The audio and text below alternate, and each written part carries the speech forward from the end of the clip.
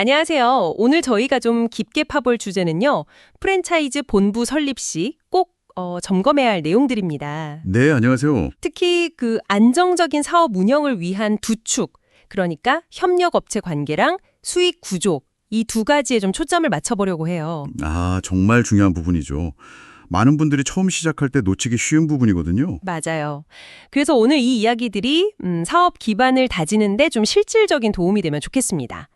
자, 그럼 바로 시작해볼까요? 첫 번째로 자료들에서 계속 강조하는 게 파트너로서의 협력업체 관계 이거더라고요. 그냥 물건 납품받는 곳 그 이상으로 봐야 한다는데 이게 왜 이렇게까지 중요할까요? 네, 그게 아주 핵심적인 포인트입니다. 보통 가맹점주 관리에 많이들 집중하시는데 사실 생각해보면 최종 제품이나 서비스를 가맹점에 딱 전달하는 건 협력업체들이잖아요. 아, 그쵸. 실제 실행은 거기서 하니까요. 네, 그래서 이 자료들 보면 협력업체를 단순한 을로 보는 게 아니라 사업의 성공을 같이 만들어가는 동등한 파트너로 대우하는 문화, 이게 정말 필수적이라고 말하고 있어요. 협력업체의 능력이 곧 우리 브랜드 경쟁력이 되는 거죠. 그렇군요. 파트너로 인정한다. 이게 구체적으로 어떤 걸 의미할까요?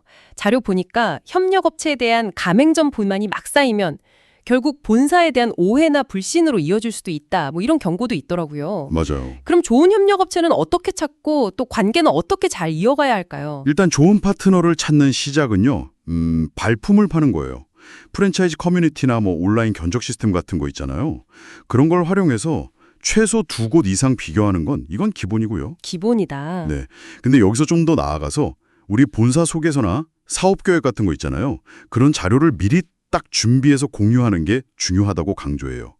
이게 그냥 예의 차원이 아니라 우리가 뭘 하려는지 어떤 방향으로 가는지 명확히 보여주면서 신뢰를 쌓는 첫걸음이라는 거죠. 아, 그러니까 우리 비전을 같이 공유하면서 함께 클 파트너를 찾는다는 관점이군요. 그렇죠.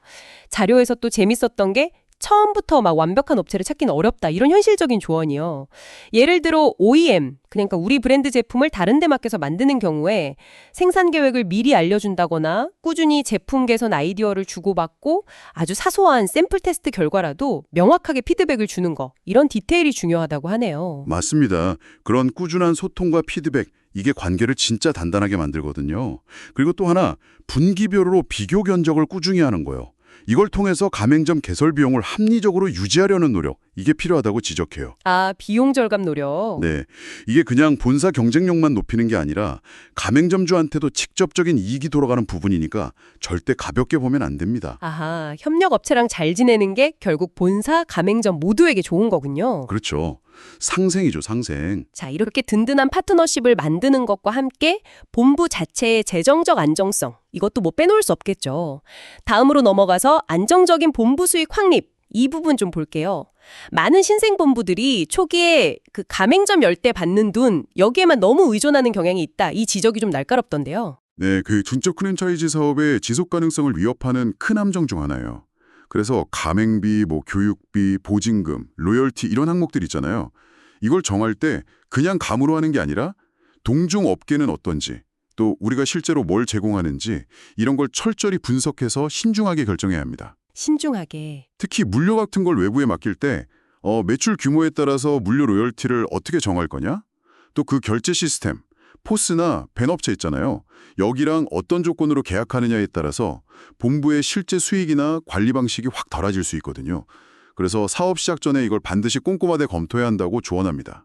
단순히 가맹점수 늘리는 데만 집중할 게 아니라 수익 모델 자체를 좀 다양하게 하고 내실을 다져야 한다. 이런 말씀이시네요. 맞아요. 튼튼하게 가야죠. 그런 맥락에서 사업 영역을 프랜차이즈에만 딱 묶어두지 말고 장기적으로는 직영점이나 위탁 운용 매장 비율을 늘리는 전략, 이것도 고려해보라는 제안이 좀 인상 깊었어요. 이게 왜 중요할까요? 그게요, 프랜차이즈 시스템의 본질하고 연결이 돼요. 직영점이나 위탁 매장은 본사가 직접 운영 기준을 세우고 관리하니까 전체 가맹점의 어떤 서비스 품질이나 운영의 통일성, 이런 걸 유지하는 데 기준점 역할을 할 수 있거든요. 아, 기준점. 네. 그리고 또 규모의 경제를 통해서 물류 경쟁력을 높이는 데도 당연히 유리하고요. 그래서 당장의 수익보다는 장기적인 브랜드 가치하고 시스템 안정을 위해서 필요하다면 투자를 받아서라도 직영이나 위탁 비율을 늘리는 그런 전략적인 판단이 필요하다, 이런 분석입니다. 오늘 저희가 쭉 살펴본 내용들을 종합해보면 성공적인 프랜차이즈 본부를 세우고 운영한다는 게 단순히 눈에 보이는 가맹점 확장 경쟁? 이게 전부가 아니라는 점이 더 명확해지는 것 같아요. 그렇죠. 오히려 잘 보이지 않는 부분, 그러니까 협력업체와의 신뢰관계라든지 본부의 탄탄한 재정 구조 같은 그런 내실이 사업의 성패를 좌우하는 핵심이다. 이런 생각이 드네요. 정확합니다. 단기적인 외형 성장에만 막 매몰되기보다는 시간이 좀 걸리더라도 사업의 뿌리, 그 근간을 튼튼하게 다지는 장기적인 관점과 전략적인 접근, 이게 무엇보다 중요합니다. 보이지 않는 곳에서부터 단단해야 진짜 강한 브랜드가 될 수 있겠죠? 네. 오늘 나눈 이야기들을 바탕으로 당신의 프랜차이즈 사업에서는 이 보이지 않는 성공 요인들을 어떻게 관리하고 더 강화할 수 있을지 한번 생각해 보시면 좋겠습니다. 네, 꼭 한번 점검해 보세요. 특히 조언 협력업체와 함께 성장하는 상생의 길, 그리고 본부의 지속 가능한 수익 모델을 만드는 현실적인 고민 사이에서 어떻게 최적의 균형점을 찾아나갈 것인가 하는 질문, 이건 계속해서 스스로에게 던져볼 만한 가치가 있을 것 같네요.